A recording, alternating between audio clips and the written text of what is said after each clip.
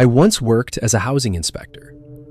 A new client had purchased a house, and I was tasked to go and inspect it. From the information on hand, the house was a very old home, built 1908, and was quite the derelict. I was in no hurry to inspect the house, in my honest opinion, so scheduled it for my last stop of the day. I did my jobs as per normal, and then made my way to the house. I parked my car on the road, and as I walked up the path, nothing extraordinary jumped out at me. It was a run-down 3-story house. For me, it was just your run-of-the-mill wreck. I guess the buyers had walked through and seen some potential in the home, but I could see none. It was getting on to dusk, and as I didn't have the key for the front door, I made my way around to the rear of the property to access the rear door. As I came around the back of the house, I noticed that the back door itself opened up into a large kitchen. What caught me at that point in time was as the sun began to set behind me, I could feel a drastic change of air temperature. It was late summer, and I assumed this was the reason for the drop in temp. I turned to look at the sunset, noting that the cloud cover gave the sky a nice crimson hue. I turned back towards the door, and that's when I saw it. On the other side of the kitchen was a door that led into a hallway, which in turn led to the front door. The front door had colored glass, but what was standing in the darkness of the hallway to this day still makes the hair of my neck stand up. There was a silhouette of man. Judging from the build, I could tell it was a man. There was no distinguishable features to see, just a black silhouette. What happened next froze me to the spot. Where his face was, 2 eyes opened, and they were the color red. Unblinking and unmoving, those eyes glowed red, and I could tell they were looking right at me.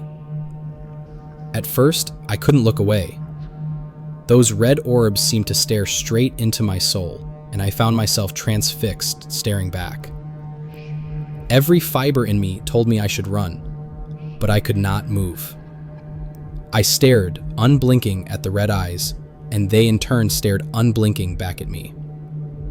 My eyes began to water, and I blinked to clear them, but as I opened my eyes again, the silhouette was gone. I freaked. I quickly ran around the house, jumped in my car, and sped home. What would normally take me 25 minutes to drive home only took me 10, as I couldn't get away fast enough. In my report, I wrote that the house had some structural issues that could not be remedied, and the house was eventually torn down. In its place is a now housing unit with 6 3-bedroom homes. I have heard stories from tradesmen who have been on site at night and all have said that they felt a cold chill every time they go there. I did look up the history of the property, but nothing unusual jumped out at me. Up to that point in my life, I never believed in the supernatural or the paranormal. Even now, I am skeptical of most things. But I know what I saw was pure evil, and I have never had an encounter like it since.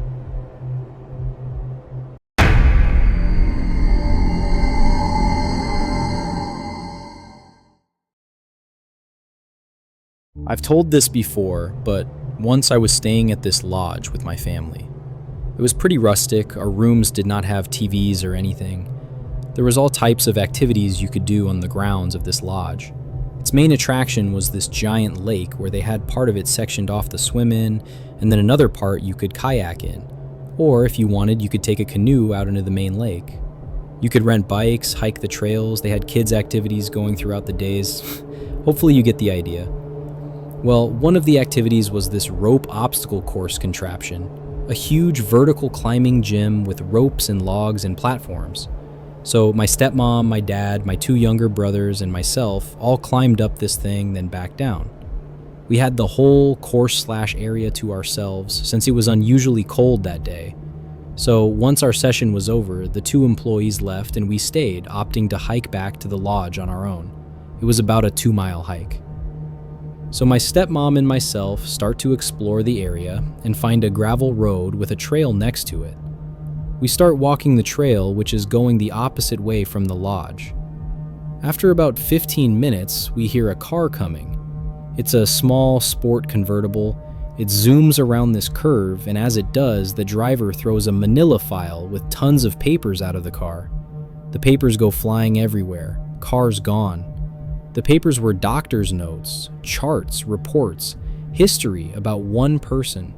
They were all very disturbing, trying to diagnose this patient.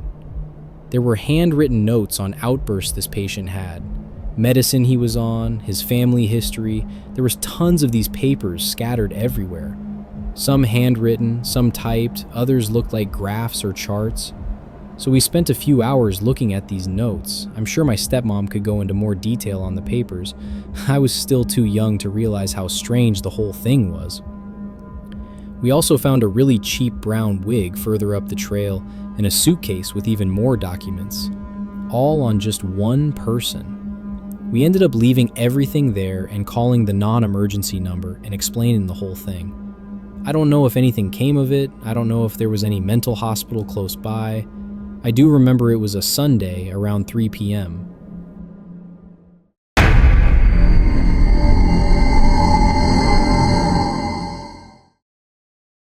My mom doesn't like driving on the highway, so when I was a teenager, we'd take the back way when visiting my grandparents.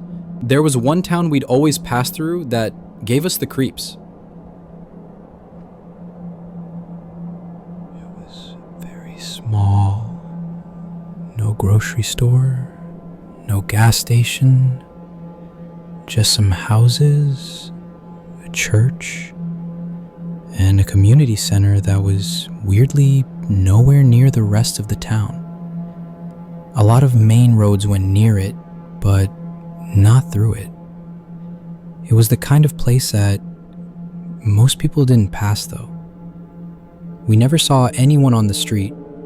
Occasionally you'd see a shadowy figure peeking out from a porch, but that was it. There was a huge park with a nice looking playground that we never saw a single child at. If vampires were real, this is definitely where they'd live. Once me and my mom decided to drive down a side street in this town just to see what was there, we came across a car repair shop, which was weird because we never saw any cars there, and as soon as we approached, this guy came out.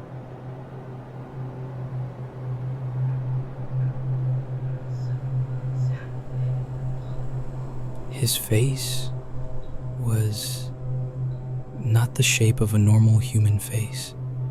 It was kind of lumpy. Obviously, some people have facial deformities.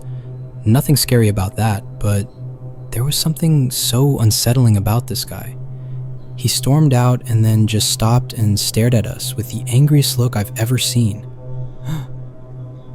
It didn't help that this was the only human we'd ever seen outside in a town we'd driven through dozens of times.